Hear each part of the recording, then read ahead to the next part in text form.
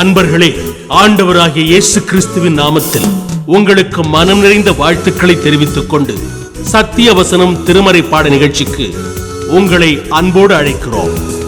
சத்திய வசனம், இது தேவனின் வசனம். நாம் சோர்ந்து போகையில் கரம் கொடுக்கும் நம் தேவனின் வசனம், நம் தேவனின் வசனம். பவுலும் சில்வானும் தீமோத்தேயும் நம்முடைய பிதாவாகிய தேவனுக்குள்ளும் கர்த்தராகிய இயேசு கிறிஸ்துவுக்குள்ளும் இருக்கிற தெசலோனிக்கேயர் சபைக்கு எழுதுகிறதாவது, நம்முடைய பிதாவாகிய தேவனாலும் கர்த்தராகிய இயேசு கிறிஸ்துவினாலும் உங்களுக்கு கிருபையும் சமாதானமும் உண்டாவதாக. இயேசு கிறிஸ்துவின் இனிய நாமத்தில் சத்தியவசனம் நேயர்களுக்கு என் அன்பின் வாழ்த்துக்கள். இந்த நாளிலும் நாம் 2 தெசலோனிக்கேயர் நிருபத்தை தியானிக்கிறோம். கடந்த வாரத்திலே இயேசு கிறிஸ்துவின் வருகையை நம்மை எப்படி மாற்ற வேண்டும் என்பதை குறித்து தியானித்தோம்.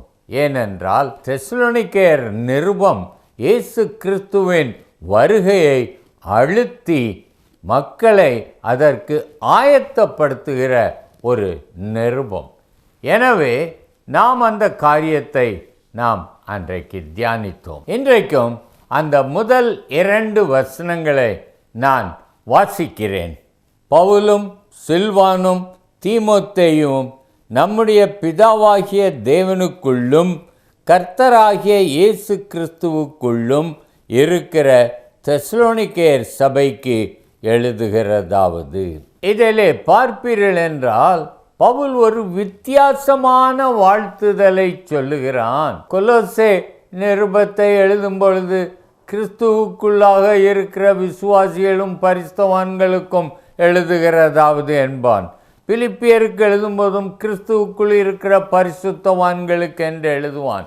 ஆனால் இந்த தெசலோனிக்கேயர் சபையில் உள்ளவர்களுக்கு அவன் வாழ்த்து சொல்லும் பொழுது எப்படி சொல்லுகிறான் என்றால், பிதாவாகிய தேவனுக்குள்ளும் கர்த்தராகிய இயேசு கிறிஸ்துவுக்குள்ளும். இவன் இப்படி வாழ்த்துதலை மாற்றியதற்கு காரணம் என்ன? நாம் போன வாரத்திலே நாம் தியானித்தோம். இந்த தெசலோனிக்கே சபையில் கிரேக்கர்கள் அநேகர், திரளான கிரேக்கர்கள் விசுவாசியானார்கள், யூதரில் சிலர். ஆக இந்த கிரேக்கர்களை யூதர்கள் எப்படி நினைத்திருப்பார்கள்?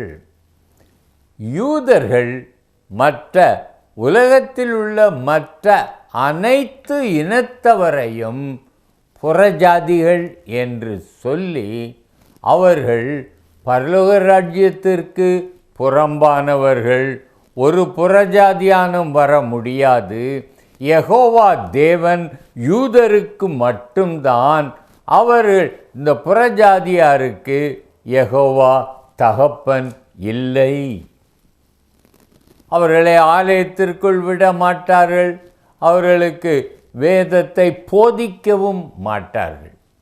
அப்படிப்பட்ட இந்த புறஜாதிகளாகிய கிரேக்கர்களுக்கு பவுல் எழுதும் பொழுது என்ன எழுதுகிறான் என்றால், பிதாவாகிய தேவனுக்குள்ளும். அர்த்தம் என்ன? புறஜாதியார்கள் நம்மையும் குறிக்கும். அந்த பவுல் சொல்லுகிறான், யூதருக்கு மட்டுமல்ல புறஜாதியாருக்கும் யெகோவாதான் தகப்பன்.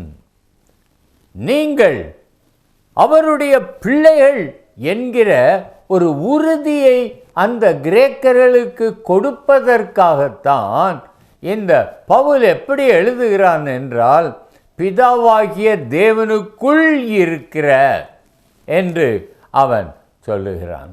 சகோதரனே, இதை வாசிக்கும் பொழுதே எனக்கும் ஒரு சந்தோஷம். நான் புறஜாதியான், ஆனால் வேதத்தை வாசிக்கும் பொழுது பிதாவாகிய தேவன் அவருடைய இரத்தத்தினாலே நான் அவருடைய பிள்ளையாகிவிட்டேன். அவரை விசுவாசிக்கும் பொழுது அவருடைய பிள்ளையாகிவிட்டேன். எத்தனை பேர்கள் அவரை விசுவாசித்து ஏற்றுக்கொண்டார்களோ அத்தனை பேர்களும் அவருடைய பிள்ளையாகும்படி அதிகாரத்தை கொடுத்தார். ஆகையால் யூதன் என்றும் இல்லை, புறஜாதியான் என்றும் இல்லை. யாரெல்லாம் விசுவாசித்து இயேசுவை ஏற்றுக்கொள்ளுகிறார்களோ அவர்களெல்லாம் பிதாவின் பிள்ளைகள், இயேசுவின் பிள்ளைகள். ஆகவே இந்த கிரேக்கருக்கு பவுல் இந்த இடத்திலே அவன் ஒரு நிச்சயத்தை கொடுக்கிறான். He assures them that everyone is a child of God. ஒவ்வொருவரும் தேவனுடைய பிள்ளைகள் என்கிற நிச்சயத்தை அழுத்தி சொல்லவே இந்த புதிய ஒரு வாழ்த்துதலை தெசலோனிக்கேயர் நிருபத்திற்கு பவுல் எழுதியுள்ளான். பிதாவாகிய தேவனுக்குள்ளும் கர்த்தராகிய இயேசு கிறிஸ்துவுக்குள்ளும் இருக்கிற தெசலோனிக்கேயர் சபை. இரண்டாவது, இந்த வாழ்த்துதல் அவர்களை போற்றும் பொழுது நமக்கொரு சவால். நான் கிறிஸ்துவுக்குள் வாழுகிறேனா, கிறிஸ்துவுக்குள் இருக்கிறேனா, அல்லது மாம்சத்திற்குள் இருக்கிறேனா, மாம்ச பெருமைகளுக்குள் இருக்கிறேனா, மாம்ச இச்சைகளுக்குள் இருக்கிறேனா, கண்களின் இச்சை, மாம்சத்தின் இச்சை, ஜீவனத்தின் பெருமை, இவைகளுக்குள் சிக்கி நான் தேவனுடைய பரலோகத்திற்கு அந்நியனாய் வாழுகிறேனா? நான் நினைத்து பார்க்க வேண்டும். பிதாவாகிய தேவனுக்குள்ளும் கிறிஸ்துவுக்குள்ளும் இருக்கிற ஒரு தெசலோனிக்கே சபை. சகோதரனே, சகோதரியே, கொஞ்சம் யோசித்து பாருங்கள். உங்கள் குடும்பம் கிறிஸ்துவுக்குள் உள்ள குடும்பமா? உங்கள் பிள்ளைகளுடைய நடவடிக்கைகளை பாருங்கள். தவறு அவர்கள் மேல் இல்லை, உங்கள் மேல்தான். உங்களுடைய வாழ்க்கை அவர்களை திருத்தவில்லை. Your life has not inspired your children.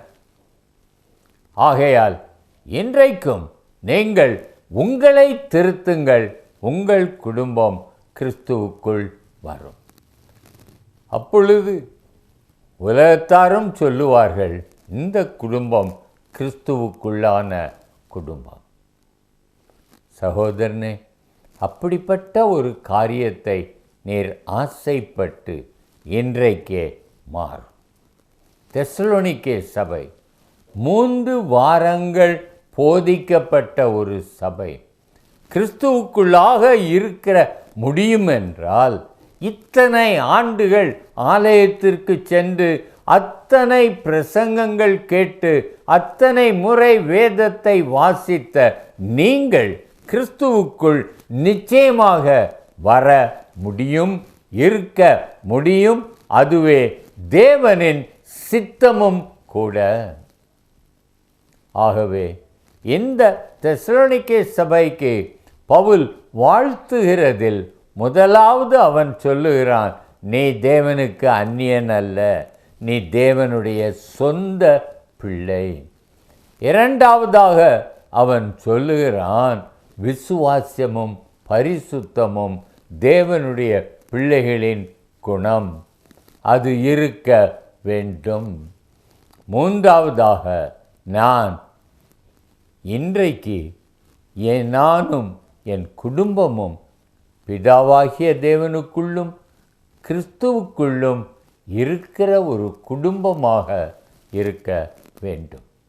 இந்த காரியத்திற்கு நீங்கள் தான் பொறுப்பாய் இருக்க முடியும்.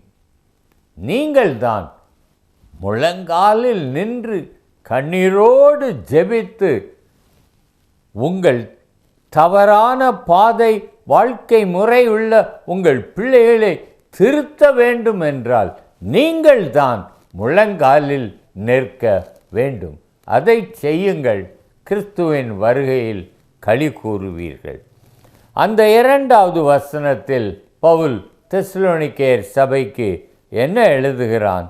நம்முடைய பிதாவாகிய தேவனாலும் கர்த்தராகிய இயேசு கிறிஸ்துவினாலும் உங்களுக்கு கிருபையும் சமாதானமும் உண்டாவதாக. பிதாவாகிய தேவனாலும் அவர் என்னுடைய பிதாவானால் பிதாவின் எல்லாவற்றிற்கும் நான் சுதந்திரவாளி. அவருடைய பரலோகத்திற்கு நான் சுதந்திரவாளி. நான் கிறிஸ்துவுக்குள் இருப்பேன் என்றால், கிறிஸ்துவின் கிருபை எனக்கு இருக்கும் என்றால், அவருடைய கிருபையால் என் பாவங்கள் அனைத்தும் மன்னிக்கப்பட்டு அவர் சிலுவையிலே சிந்தின இரத்தத்தால் என் பாவங்கள் கழுவப்பட்டு நான் பரிசுத்தமாகி நான் புது சிருஷ்டியாய் மாறியிருப்பேன். அதுதான் கிறிஸ்துவுக்குள்ளாய் இருக்கிறான்.